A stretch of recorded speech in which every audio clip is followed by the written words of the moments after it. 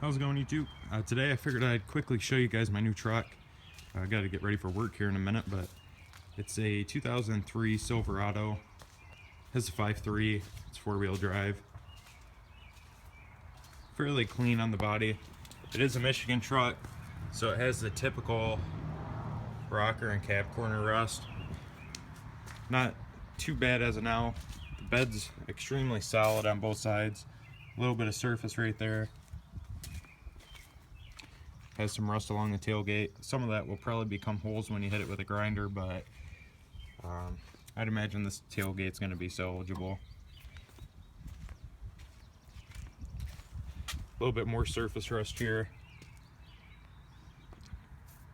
There's a couple small bubbles, but I don't think any of these will really turn into holes when you hit it with a grinder.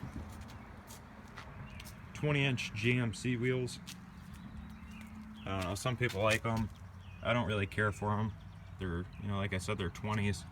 I actually kind of prefer the stock 17s on these trucks. And I'd like to put some 17s back on it and some 33s with a little bit of a level, probably 2-inch level or so. But again, same rocker rust on this side. Nice spray and bed liner, factory bed liner. And these pop-up hooks. Now this will kind of give you an idea how the truck was taken care of. You can tell that they never really used it much for a truck. The bed's extremely straight. No dents on the wheel wells, no dents in the bed, no areas where anything was ever drilled into. So, this truck was well taken care of. I'm not sure how the camera's going to pick all this up with the sun the way it is, but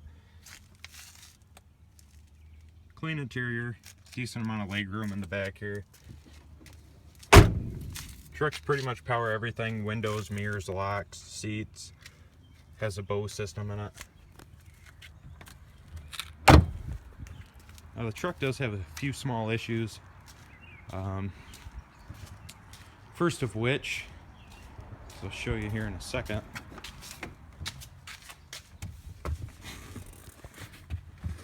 Is on the tach.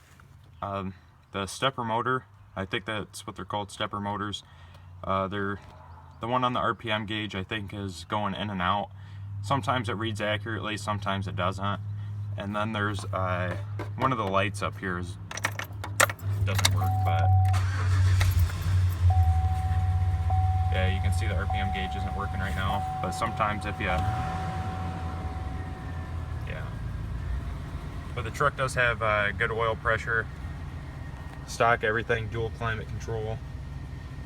The AC is not working, the AC compressor is dead. Push button 4-wheel works. Now it has a little bit of an exhaust leak on startup. I originally thought that it was a lifter noise, and then I started digging into it a little bit and found it wasn't the lifters. If I can get the hood open. It wasn't the lifters, but not sure how well you can see in there. There's 2 broken exhaust manifolds. So that's extremely common on these. But when I went and picked this truck up, when I went and looked at it, you can see it has gas mileage, all that good stuff, all the steering wheel controls. But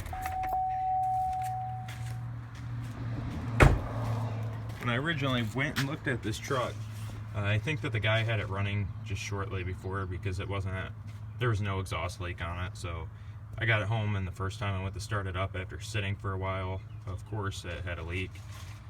So instead of trying to fish those bolts out in the engine bay, I'm probably going to end up ripping this motor out one weekend and getting those bolts out, drilling out the holes, retapping them, and putting a little bit bigger bolt in, just so that doesn't happen again. Like I said, it's pretty common on these.